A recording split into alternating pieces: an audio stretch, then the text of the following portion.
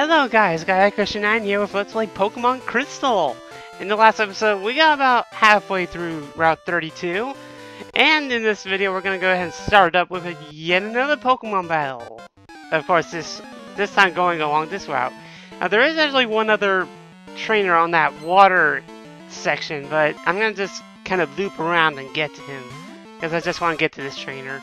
Not to mention there is an item in the way too, but anyways, here's the other Nidoran that we haven't gotten to see yet, the male version. We got to see a lot of this Pokemon in the last Pokemon Let's Play. So I don't really have much to explain. Honestly, in case anyone never watched that or something, Nidorans don't have much difference between them. Well, sort of. Like, Nidoran male does tend to focus more on attack stats, like attack and special attack. While Nidoqueen, well, the female, which eventually goes into Nidoqueen, specializes more in the defense. And plus, I think Nidoqueen actually learns a lot more. Like one of the main reasons why I used it in the last generation was because if it is insanely large TM base, like it just has a humongous TM, like or just moveset that I can call upon. But yeah, that guy's already out of the way, and oh, Mom's calling us. Oh, hi. Hi, Autumn. How are you? I found useful item shopping, so I bought it with your money. Sorry. Ah, you bitch! So, yeah, this is something that she does periodically. If you did allow your mom to save some money, controller doing something weird there.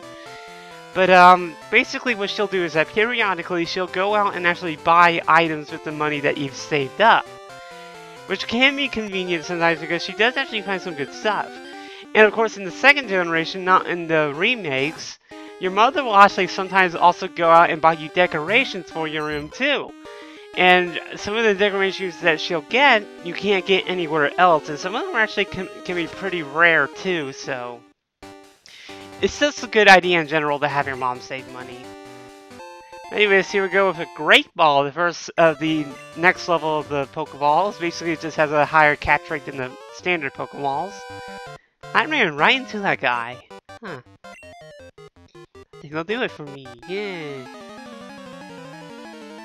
Alright, so based on the sprite, I think, yeah, he's a youngster. Alright. He's got one Pokemon. Alright.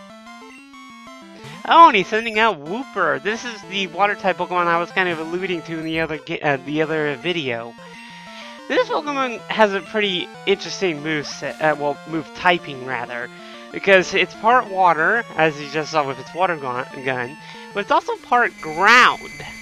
Which means that it's the first water type that's essentially immune to one of its major weaknesses, electricity. However, that makes it even more susceptible to its other longtime nemesis, grass types. And honestly, one Razorleaf should probably knock this thing out right here. Alright. I was about to say, assuming I don't miss. And so, yeah, that's down and out. Now, Woopers are pretty slow. I have to say that's probably like their one downside. They have a kind of a slow speed rating.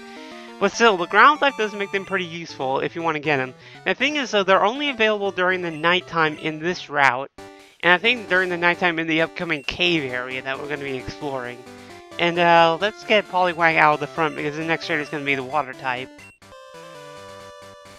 It's not going to be much of a use. But yeah, let's go ahead and loop back here and take on this last fisherman that I neglected to get to last time because it was badly hurt. But this is actually the most important of the three fishermen too, as we'll find out after the battle. But anyways, Fisherman Ralph, he has one Pokemon, and it is a Goldeen. Goldeens are pretty nice Pokemon, I suppose.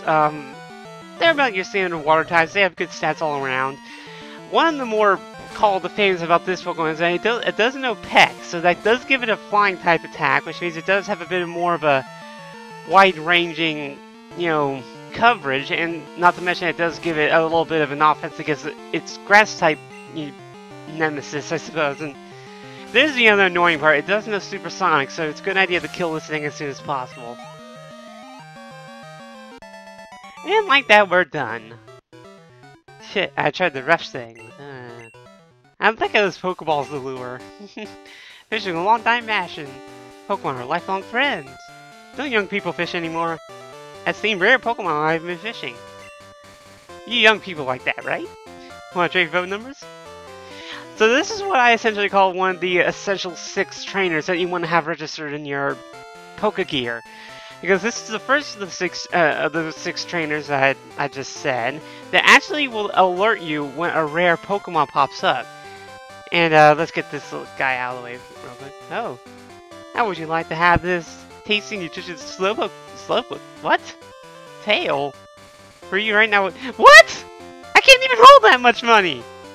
No, of course not. Do you want it? It's green and chew. Whatever, loser. But anyways, let's go ahead and take on this trainer here while I describe what happens with Fisherman Ralph. Basically, in various places, such as, for example, Dark Cave, there's one particular Pokemon out there that you can find, but if you try to find it on its own, it's extremely difficult because the Pokemon in Dark Cave in question is Dunsparce, which some of you are probably familiar with what that Pokemon is. But it has an appallingly low 1% chance of finding it during the entire day. Now what happens is that if a Pokemon trainer like Fisherman Ralph calls you, and he'll go like, oh man, I've seen this Pokemon, like so-and-so, all over the place, then that rare Pokemon's chances of appearing become a lot higher, and in short, it makes it a lot easier to find them and capture them. Now, Fisherman Ralph does not alert us to Dunsparce. It alerts us to another Pokemon that I believe we can find in this route. You have to fish though, and you need like a good fishing rod at least. But yeah, I'll get to that when it happens, because I can't really do anything because I don't even have a fishing rod yet. Although if I'm right with this player's guide, I'm about to get one actually. Alright, getting rid of this really random bird keeper. It's really far out, not so much he's really close to the first cave dungeon of this game. We get Spearow again with the twitchy legs, the stanky legs. Alright, so Peck's not gonna do crap.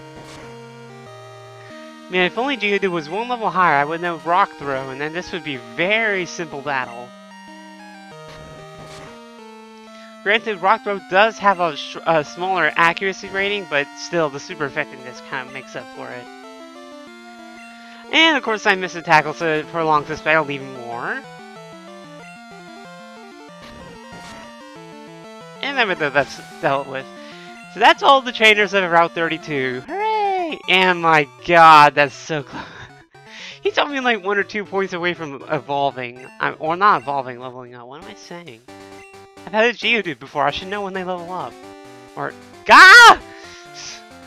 Whatever, let's just go to this random Pokemon Center that's out here. It's kind of convenient how they do this every time before like the first cave system. Or at least with the first 2 games. Because like in the 3rd generation, the cave system's right next to a town. Alright, so now that we're all healed up, let's go ahead and do what I was about to, alluded to. Well, I just alluded to. This guy here. This is a great fishing spot. You saw people fishing. How about you? Would you like one of my rods? Yes, that's good to hear. Now you're an angler too. Unfortunately, he gives us the old rod.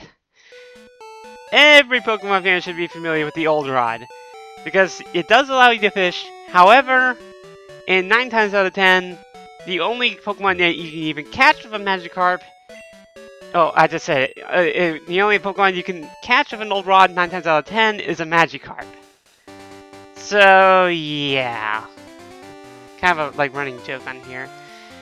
But anyways, I'm going to take a quick pause right here. This is Union Cave, the first cave dungeon, as I've been saying over and over again.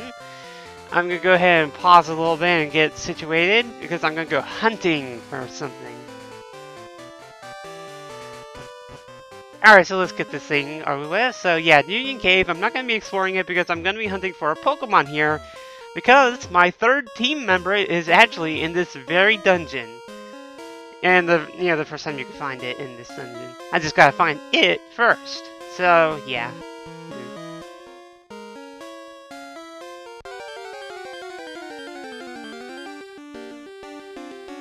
Ah, there we go, finally. It took you long enough.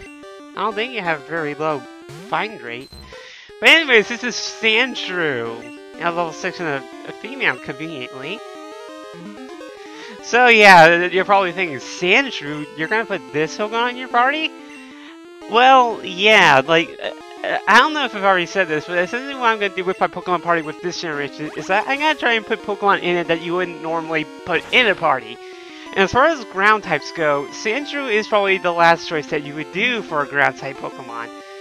Mainly because it doesn't have the rock type, but more so because it doesn't really learn very many ground type moves offhand, which is odd considering it is only ground type. But it does have its advantages, and you can actually beat this thing up well enough with TMs. Not to mention that for some reason Santuary's also learned Poison Sting, so that does give it a bit of an advantage against grass type Pokemon.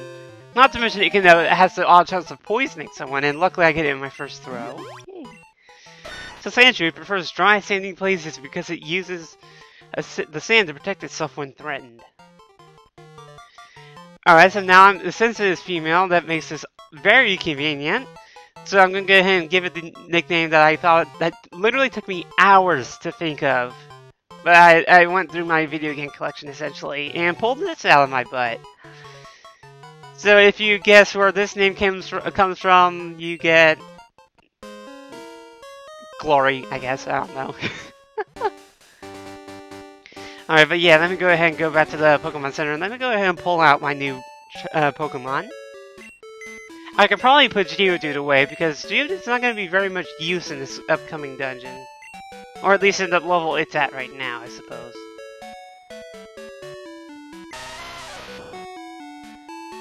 Alright, so let's go ahead and get out Elika. And so yeah, now I'm going to go ahead and show off this brand new party member. So yeah, Santuary's in general, as you can see here. Very simplistic Pokemon, ground type, and nice little, oh that's cute. In the Scratch and Defense Girl, and stats-wise, special stats, it kind of lacks in, but the defense and attack and speed are pretty well enough to compensate for that. So, but essentially it's just like a Geodude, like, you know, stat-wise, just keep it away from the special types. But yeah, that's 3 of my Pokemon party complete. And this is the end of the video, so in the next episode, I will go to Union Cave. I'll see you then.